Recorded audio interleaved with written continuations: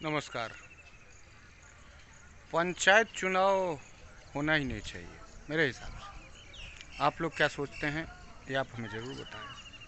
अभी फ़िलहाल बंगाल में पंचायत चुनाव हुआ है जिसमें बंदूकें चली है, लोग मरे हैं,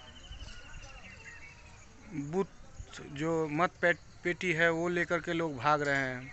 आखिर पंचायत चुनाव सरकार कराती किस मकसद से?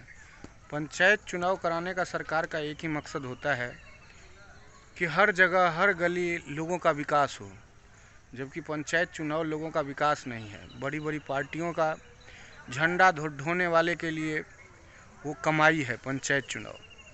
सबसे बड़ा धांधली पंचायत स्तर पे होता है और उसका कोई कार्रवाई नहीं होता है, क्योंकि किसी में हिम्मत नहीं हो सकता है कोई कंप्लेन करे। अगर किसी ने हिम्मत जुटा करके कंप्लेन कर दिया तो सोचिए उसके ऊपर समझिए कि बहुत बड़ा पहाड़ टूट पड़ा है मुसीबतों का।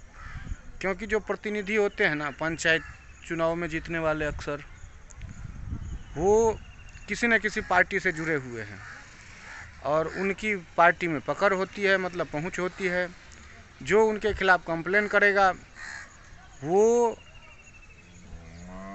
उन लोगों को, मतलब समझ लीजिए, पूरी तरह से परेशान करके रख देंगे। उनके घर पे जाके डराएंगे, धमकाएंगे, मारेंगे, पीटेंगे। नहीं हुआ तो उनके ऊपर 2-4 केस मुकदमा कर देंगे। और ये सारा खेल होता है राजनीतिक, जो सत्ता पक्ष होती है खास करके, चाहे किसी भी स्टेट में हो, उनके द्वारा होता है।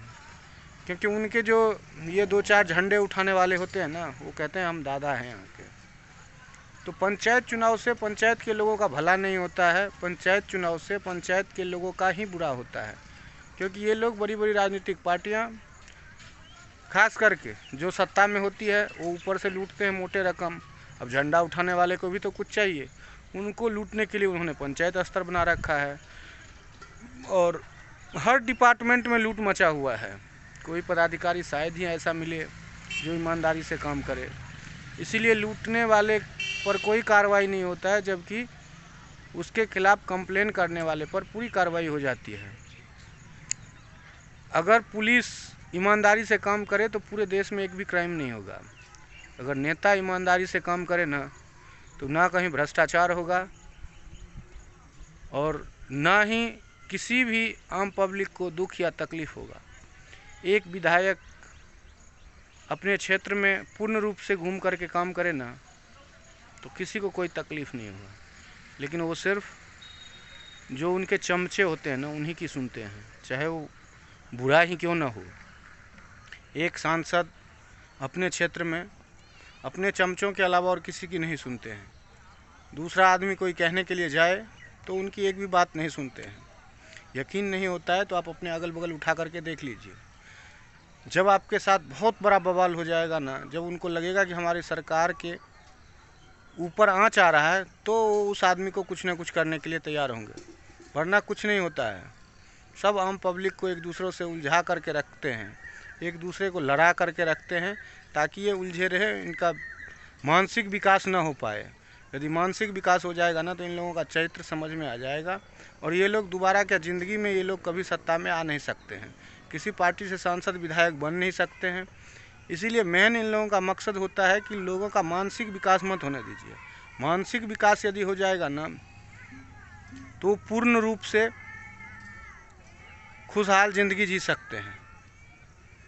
इसीलिए बहुत तकलीफ़ होता है जब देखता हूँ कि एक ने दूसरे की जान ले ली, दूसरे ने तीसरे की जान ले ली। अरे क्या ज़िंदगी आपने दी है क्या कि आपको अधिकार है जान लेने का?